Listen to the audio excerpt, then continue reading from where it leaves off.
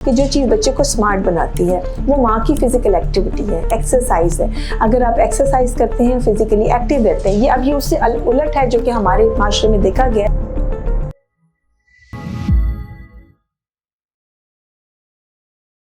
अस्सलाम वालेकुम जी, ये जो वीडियो का टॉपिक है ये बहुत ही इंटरेस्टिंग है और थोड़ा सा डिफरेंट है। ये होता है कि आप अपने बच्चे को पेट में ही कैसे स्मार्ट बना सकते हैं। ठीक है, ये जितनी भी बातें मैं यहाँ कर रही हूँ वो आपकी रिसर्च बेस्ड है और वो मेरी अपनी बनाई हुई नहीं है। सो अगर मैं आपसे कोई बात करूँगी शायद सिंपल लैंग्वेज में करूँ, सादी लैंग्वेज में करूँ, बट सबके पीछे कोई ना कोई रिसर्च पेपर है या कोई ना कोई इसके पीछे कोई एविडेंस अवेलेबल है।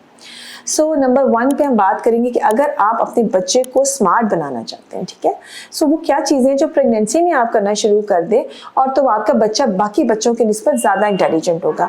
अब ये जो चीज़ें हैं ना सिर्फ ये कि आप प्रेगनेंसी में करना है, आपने इसको उसके बाद भी जारी रखना है, बिल्कुल कह लें कि शुरू वाले टाइम से लेकर बाद तक। तो आपका बच्चा बाकी बच्चों की निस्बत बहुत ज़्यादा इंटेलिजेंट होगा, बहुत एक्टिव होगा और अच्छा लर्नर भी होगा, सीखेगा भी जल्दी और समझेगा भी जल्दी। ठीक है, सो ये वो टिप्स हैं जो कि आपने प्रेगनेंसी से स्टार्ट करनी है और उसको बाद में भी जारी रखना है। उसमें जो नंबर 1 पे जो चीज़ है जो कि वो कह रही है कि आपका बच्चा जो है वो पेट के अंदर सुनना शुरू कर देता है चौथे महीने से। ठीक है, यानी जो जब आपके 14-15 हफ्ते आपके प्रेगनेंसी के होते हैं तो बच्चा जो आप बात कर रहे होते हैं वो सुन रहा होता है और बाय द टाइम आपके जो पहुंचते हैं आप 7वें महीने में तो ये कनेक्शन अच्छा खासा इस्टेब्लिश हो जाता है, बच्चा इसको रिस्पॉन्ड भी कर रहा होता है।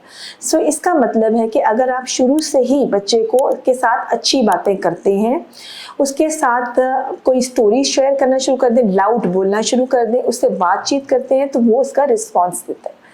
सो इसका मतलब है कि अगर आपकी फैमिली में अच्छी अपने हस्बैंड के साथ अच्छी बॉन्डिंग है तो आप दोनों ही जो है कुछ यानी उनमें स्ट्रेस लेवल कम है और आपस में लड़ाई झगड़ा नहीं है, अच्छी बात करते हैं या बच्चे के लिए स्टोरी टाइम रखना शुरू करते हैं, कोई भी नावल कोई भी पेपर कुछ भी आप लाउडली उसके लिए रीड करते हैं तो वो वहाँ तक जाती भी है। उसके बाद वो लैंग्वेज इस्टेब्लिश करने में भी हेल्पफुल होती है, बच्चा जल्दी बोलना सीख जाता है और जल्दी रिस्पॉन्स लेना शुरू करता है। यानी वो बच्चे बाकी बच्चों से काफ़ी ज़्यादा इंटेलिजेंट होते हैं जिनकी माएँ उनके साथ पहले से ही इंटरेक्ट यानी बातचीत करना शुरू करती है, यानी वो लाउडली उनके साथ बात कर रही होती है तो बच्चे पे एक बड़ा पॉजिटिव इम्पैक्ट आना शुरू होता है।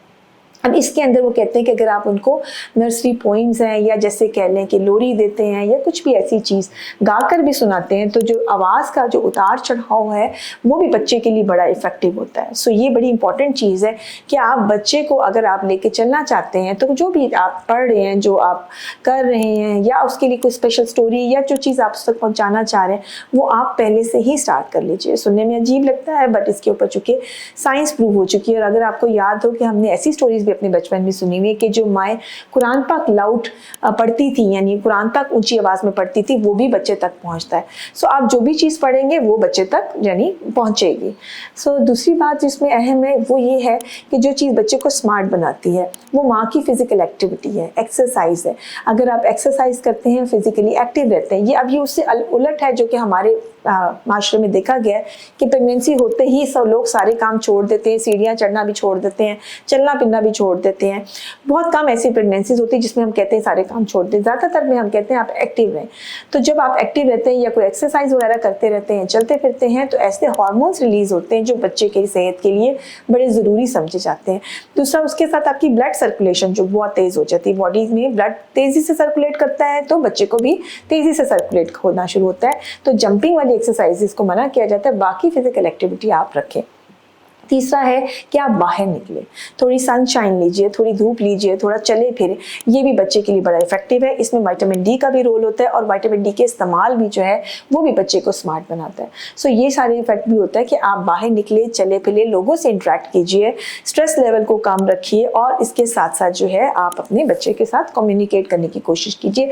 ये कम्युनिकेशन बर्थ के बाद भी बहुत इंपॉर्टेंट होता है। लोग कहते हैं 2 दिन का बच्चा, इससे क्या बात करनी है, लेकिन ये जब आप उससे कम्युनिकेट करते हैं तो उसका ब्रेन उस वक्त बहुत तेज़ी से डेवलप हो रहा होता है। ठीक है, सो ये चीज़ें। इसके अलावा डाइट का रोल होता है। डाइट में जितने हमारे मिथ्स हैं कि आपने नट्स नहीं खाने, फिश नहीं खानी, ये सब बहुत अच्छे वाले ऑयल्स होते हैं जो कि बच्चे की सेहत को बहुत ज़्यादा इम्प्रूव करते हैं। तो नट्स का इस्तेमाल है, फ्रूट्स का इस्तेमाल है, फिश का इस्तेमाल होता है, अंडे का इस्तेमाल है ये बच्चे की सेहत का इन एडिशन टू, यानी बाकी सारी डाइट के साथ, ये नहीं कि बाकी सब बंद कर दें, आप दालें भी लें, आप हरे पत्ते वाली सब्जी भी लीजिए, आप दूध दही का इस्तेमाल भी कीजिए, आप मौसमी फल भी ज़रूर इस्तेमाल करें, लेकिन उसके साथ अंडे का इस्तेमाल, फ़िश का इस्तेमाल, नट्स का इस्तेमाल जो है वो बच्चे की कह लें कि जो ब्रेन की ग्रोथ है उसको बहुत तेज़ कर देता है और उसको मतलब एक स्मार्ट बच्चा बनाता है। ठीक हो गया। इसके अलावा जो है अगर आप अपनी पेट के ऊपर हल्का सा मसाज करते हैं, जैसे कि जो होते हैं ऑलिव ऑयल का कर लीजिए या आप आलमंड ऑयल का कर लीजिए, यानी बादाम का जो तेल होता है उसका कर लीजिए, हल्का हल्का जो मसाज होता है वो भी बच्चे को स्टिमुलेट रखता है, बच्चे को एक्टिव रखता है, वो उसको भी स्टिमुलस प्रोवाइड होता है, यानी उसको भी रिस्पॉन्ड करता है जब आप लाइट सा मसाज करते हैं, तो ये भी एक पॉजिटिव उसके अंदर आता है। तो ठीक ये थी वो सारी टिप्स जो कि आप अपने बच्चे को स्मार्ट बनाने के लिए कर सकते हैं, यानी अपनी डाइट के साथ बच्चे के साथ इंटरेक्ट करें, बातचीत करें, चलते फिरते रहें, एक्टिव रहें, स्ट्रेस लेवल को कम करें, आपस में हस्बैंड एंड वाइफ की बॉन्डिंग अच्छी हो। ये सारी चीज़ें जो हैं वो बच्चे के इंटेलिजेंस में बहुत बड़ा रोल प्ले करती हैं। बहुत शुक्रिया।